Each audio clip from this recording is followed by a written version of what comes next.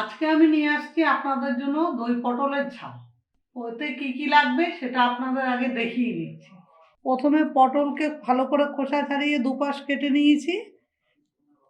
এরপরে দেবো টমেটো, তারপরে লাগছে তেল, তেজপাতা, জিরে, হলুদ, শুকনো লঙ্কার গুঁড়ো, জিরে গুঁড়ো, নুন, একটু মিষ্টি হিসাবে গুড় ও টক দই। আমি গ্যাসে কড়াইটা বসিয়ে দিচ্ছি, এবার গ্যাসটা জ্বালিয়ে দিই।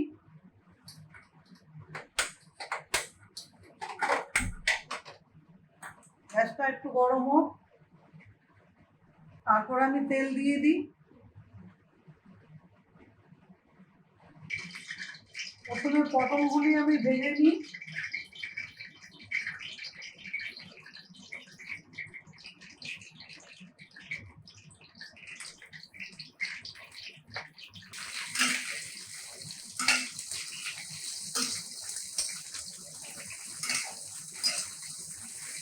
পটলগুলি একটু লাল লাল ভাজা হোক, সামান্য হলুদ দিয়ে নিই।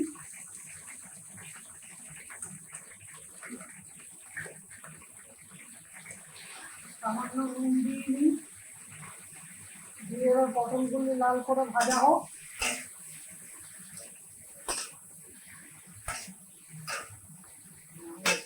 আমার পটলগুলি মোটামুটি ভাজা হয়ে গেছে। এবার আমি পটলগুলিকে বাটিতে তুলে নিই। কড়াইয়ে তেল দিলাম, তেজপাতা দিলাম, জিরে দিয়ে দিলাম।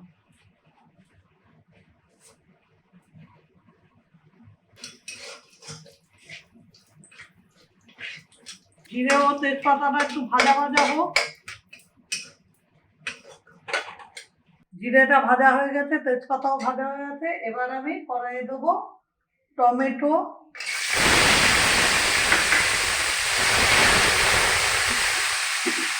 হলুদ,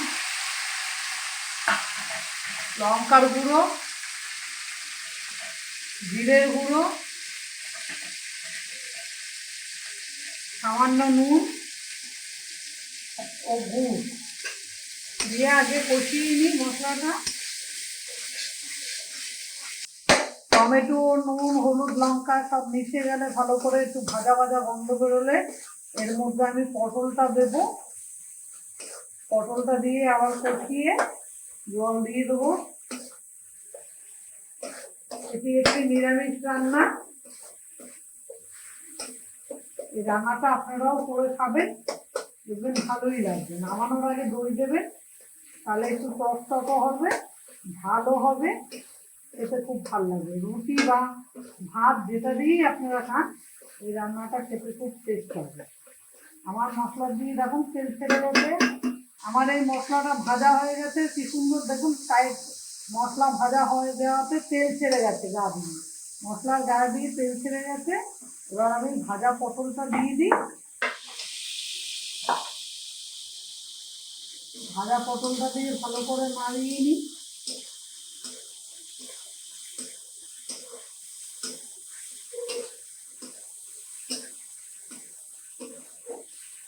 ভালো করে নেড়ে পটলটা দেখুন কি সুন্দর ভাজা ভাজা হয়েছে। এবার আমি এতে সামান্য পরিমাণে জল দিয়ে দেবো, যাতে পটলগুলি একটু সিদ্ধ হয়ে যায়। আমি জল দিয়ে দিচ্ছি।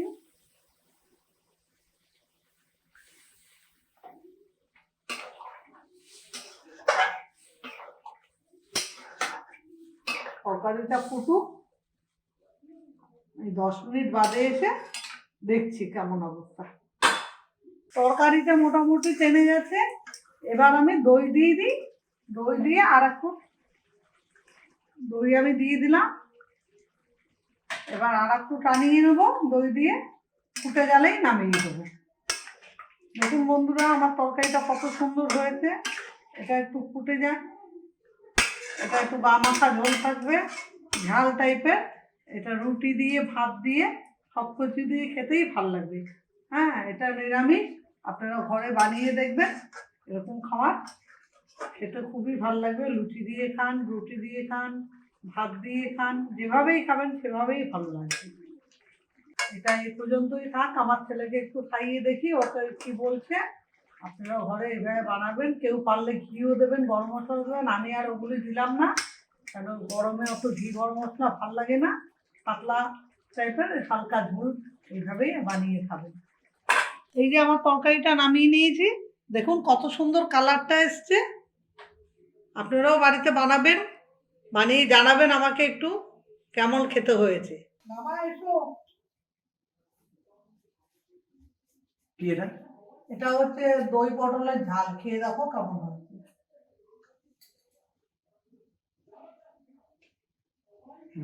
ভালো খেতে হচ্ছে এটা। টক টক একটা ব্যাপার এসছে এর মধ্যে, পটলটাও ভালো সেদ্ধ হয়েছে। তো এই জিনিসটাকে তোমরা ট্রাই করে দেখতে পারো, এই দই পটলের ঝাল।